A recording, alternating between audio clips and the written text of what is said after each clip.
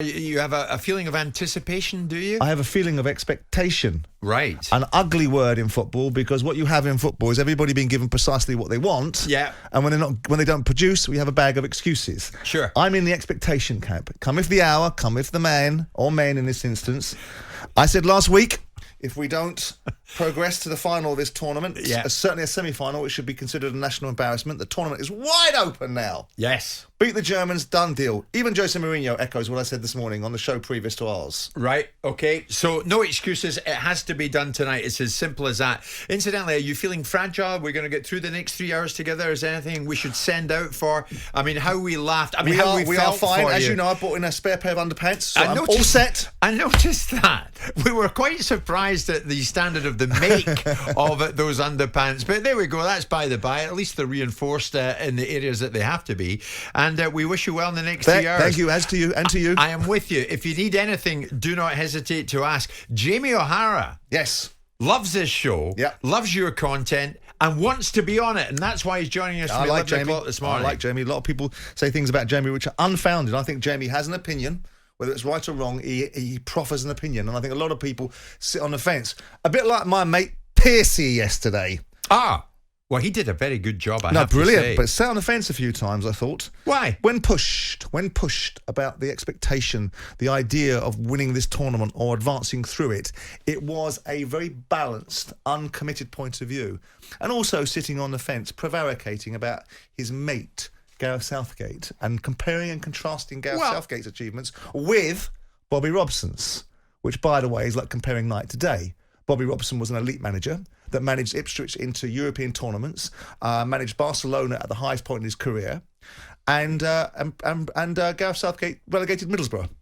I knew you'd start like this morning, but he also got you to a World Cup semi-final. That's by the by. You seem to have forgotten that. Mr. Magoo could have managed that. A Scottish manager could have managed that team to the semi-finals. Oh, God, here he is. He is back. He's scattergunning everybody. I mean, whatever the result of the Euros, and this was what Stuart Pearce was really getting at, and he's proud of it for Gareth. The FA will open talks with Southgate over a new contract. This was Stuart on that. I mean, he's upbeat.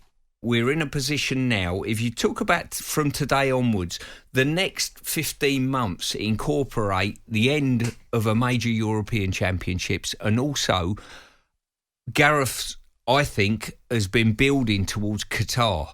Now, Qatar's a unique World Cup. We're playing a World Cup which is at the start of our football season. We've always had criticism about it being at the end of a long season, the players being fatigued, being tired, all of those type of things. Qatar is a standalone one. This is at the start. It might even be the best opportunity for England. Fresh players, perfect climate, with a manager that has got great kudos. I think he's got a great affinity with the players. I think he's a good ambassador for English football. I really do.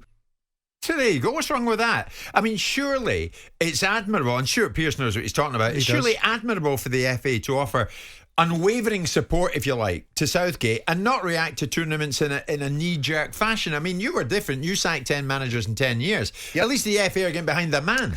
Well, that's one point. Another point of view is that you're on the business end of achievements opportunities. His job in 2017 was to steady the ship, build an opportunity, build on any successes that came, which was a very fortuitous run to the 2018 semi-final, and to go to the next tournament. In 2018, we looked at the next tournament. So now what Stuart's doing is going, let's have a pass on this tournament if we don't win against the Germans, and give him an opportunity in a tournament in Qatar 18 months down the line. On the back of a load of old cobblers, that we will be more in a better condition. Our players might be injured because the season started and people get injured at the beginning of the season. When we play tournaments, there's normally a break between a month between the end of the Premier League season and the World Cup. So, the greatest will in the world, and I love our Stu, I think that's his mate being looked after there. I don't think, unless Gareth Southgate produces a team, if we get knocked out by the Germans tonight, this cannot be perceived as success.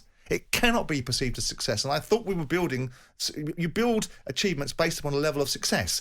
Getting past the Czechs, getting past the Croatians, who, by the way, were outstanding last night and very unlucky against the Spanish, and getting past your motley lot is not necessarily a level of success that should just suggest that somebody gets a job for the next 18 months. It's nonsense. You mentioned my motley lot. Yes, I'm Scottish, but you sound more negative than I am about England tonight. No, I'm not negative. I'm expectant. There's a difference between being negative and saying I think we're going to lose, and an expectation of winning and not discounting how good the Germans are, but this isn't the Germans of 1974. This isn't the Germans that have won the World Cup in previous years that have gone past. This is a different German side.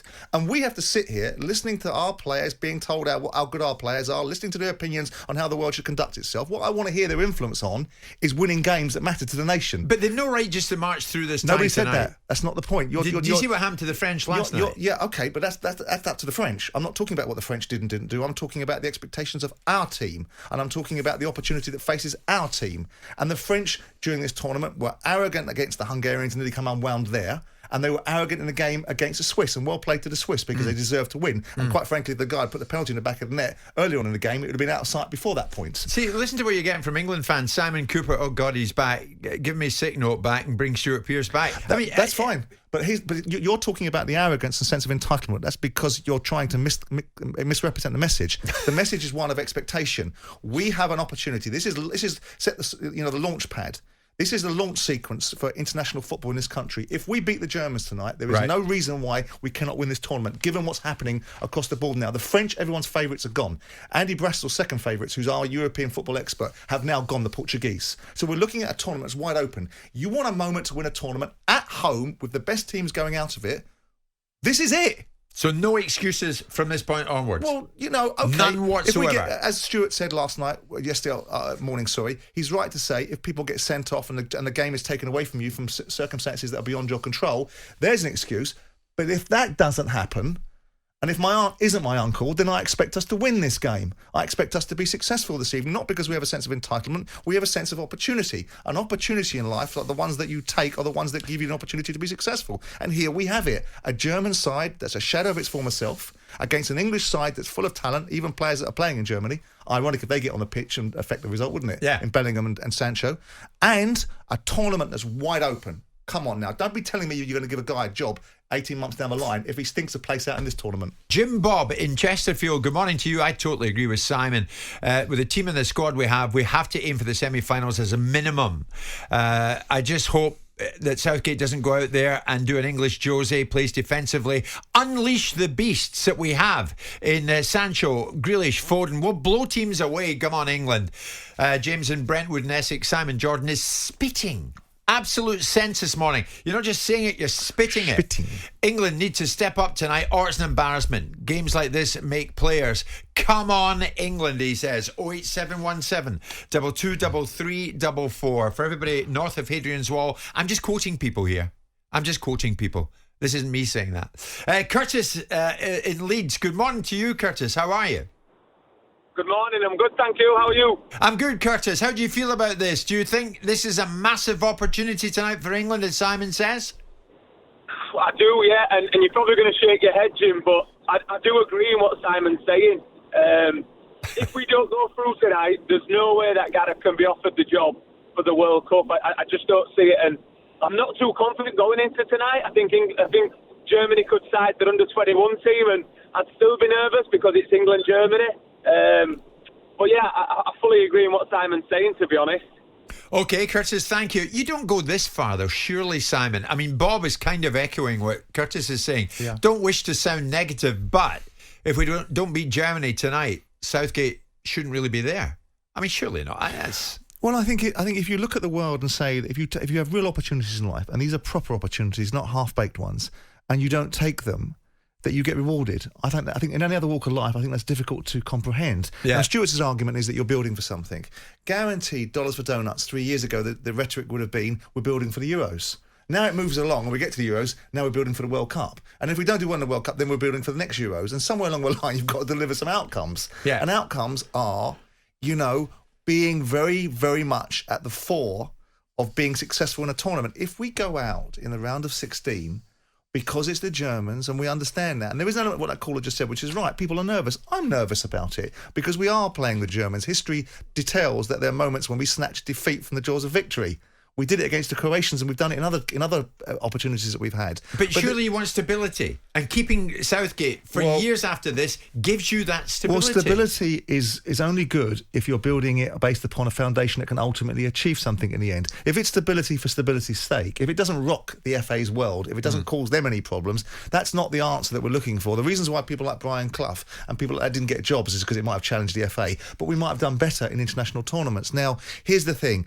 If we aren't successful against the Germans this evening, then we have to look at it and say, are we being successful, full stop? And why should this lack of success be perceived as an opportunity in 15, 16 months' time? Right. Here's Mike, Birmingham fan. Mike, good morning to you.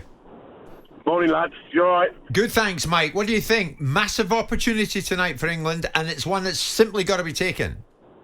I think we're going to do it. I think we're coming right at the right time, and I think we're going to beat them. Yeah. Do you feel now the French have gone, Holland have gone, all the pieces of the jigsaw are beginning to fall into place if you get over this hurdle tonight, Mike? It's massive, honestly. I think if we beat the Germans tonight, I think we can win it. Yeah. I really do. Yeah. I really do. And what about Southgate? Longer contract? To be fair, I think he's doing a good job. Even though he did play for the Villa, he's doing a good job. Mike, thank you for that. Let's hear from Sam, who's a big Manchester United fan. Sam, how are you, mate? I'm good, thanks, Jim. How are you? Good, thank you. How do you feel about this tonight? So I often find myself driving along, nodding my head at things that Simon's saying. I think, again, today is agreeable. I think in life you get opportunities, and I think this really is an opportunity for England to go and win it. I think, the rewards are there for all to see. I think we should play Sancho. I think Sancho's had a record. There's a stat, 16.